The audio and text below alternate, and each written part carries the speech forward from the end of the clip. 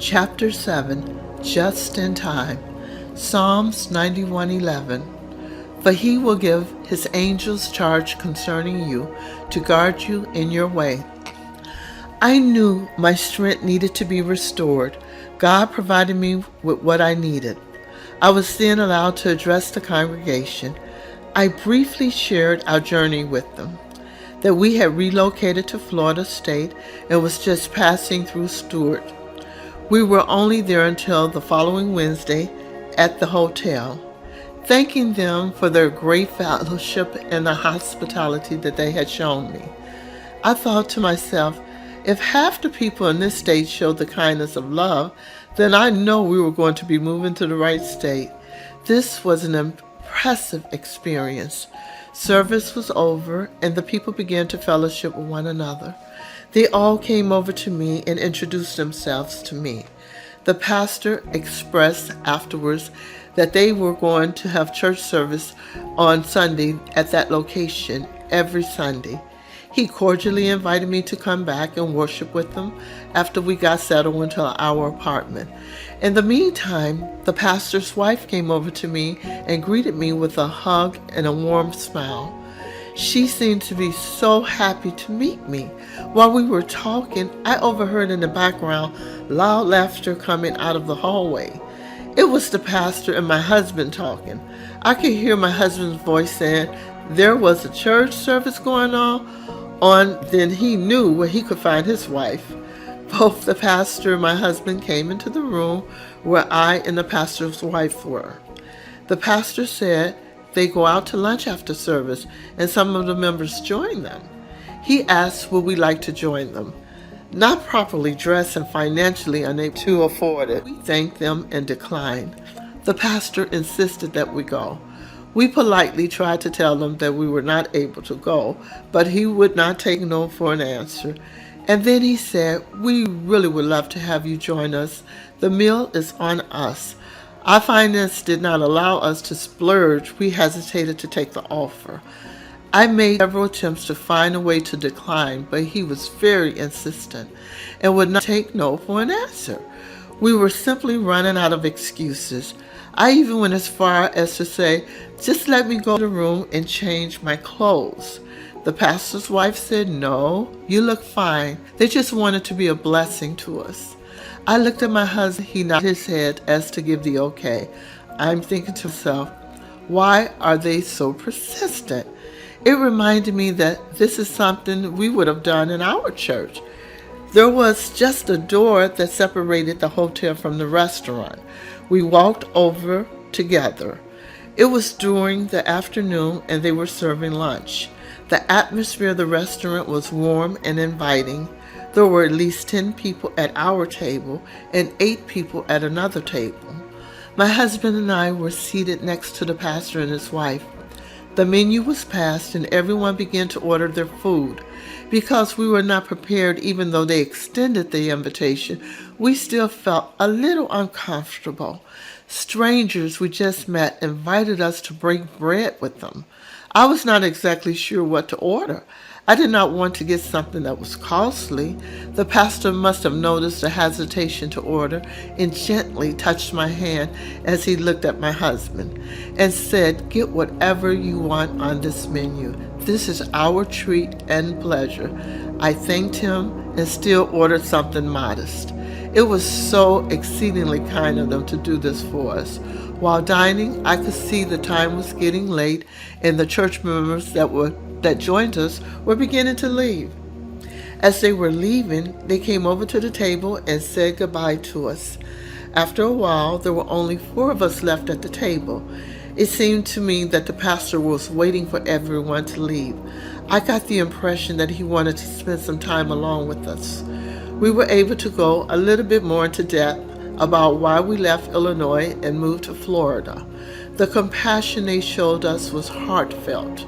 I knew they had a genuine concern for us, but I was a little bewildered because we had only met them less than 3 hours ago. How could these people show this much love in such a brief period?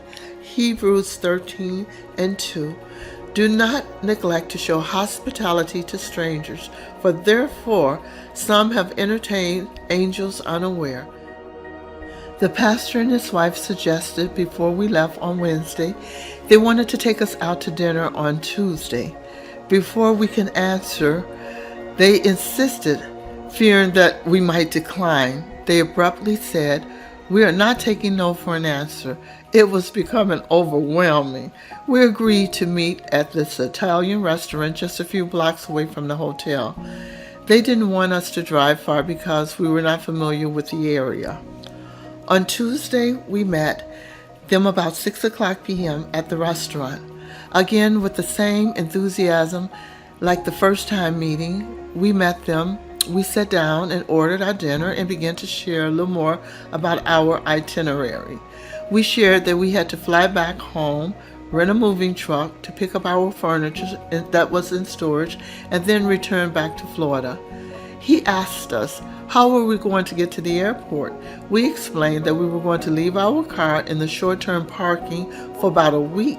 Afterwards, we would drive back to the airport before returning the truck and picking up the car. He said that is going to be costly. That was the only plan that we had considering. We did not know anybody in Florida. He then suggested, why not leave your car in front of your new apartment, and me and my wife, we can come and take you to the airport. I was in disbelief at what we were hearing, simply overwhelmed with the kindness of people we just met, when the very people we knew had forsaken us. Without a doubt, I knew God was working his plan for us. Deuteronomy 31:6-8. For the Lord your God goes with you. He would never leave you or forsake you. As I stated earlier, never did my faith shaken. It was my hope that wavered a little bit. But understandably, without hope, there is no faith. Both works hand in hand. This offer was simply amazing. The pastor lived in a city called Port St. Lucie, Florida, which is 10 miles east coming to Stuart, Florida, where the hotel we stayed in. The apartment that we were moving in was 28.5 miles from the hotel. From the apartment, which was in Palm Beach Gardens, Florida, to the airport in Fort Lauderdale, Florida, was 58.5 miles, meaning this man of God and his wife were willing to travel 86 miles one way to take us to the airport, traveling the same distance going back, a total of 172 miles for two people they just met.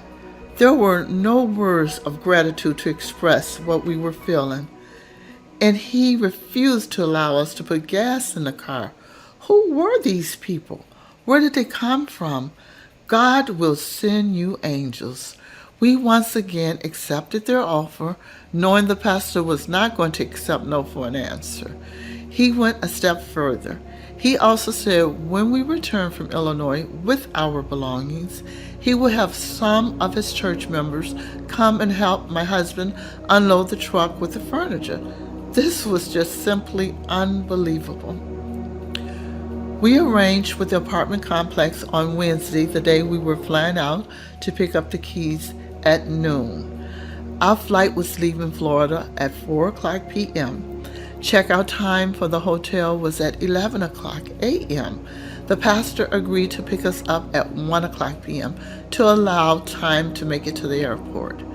We checked out, headed to the apartment complex. Finally, with keys in our hands, we immediately went over to our new home. The feeling of knowing that when we returned from picking up our things in Illinois, there would be a place waiting for us was the best. When we approached the apartment and stuck the keys in the door turned and unlocked. It was a great feeling of joy to enter an empty apartment. We had been through a lot, and just to get in this moment, words cannot express.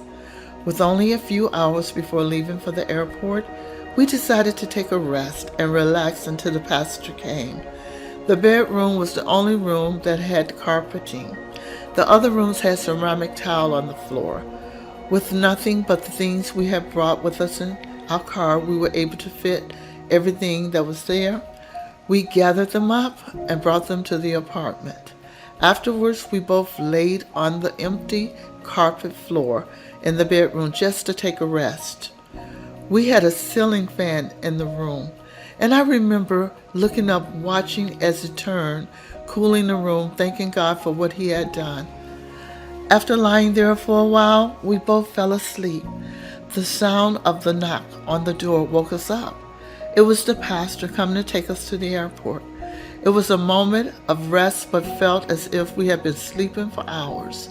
Both of our faces lit up as we sighed in relief and prepared for our departure. Locking the door never felt so good. When we returned to Florida, I knew our new life would begin. What a joyous feeling.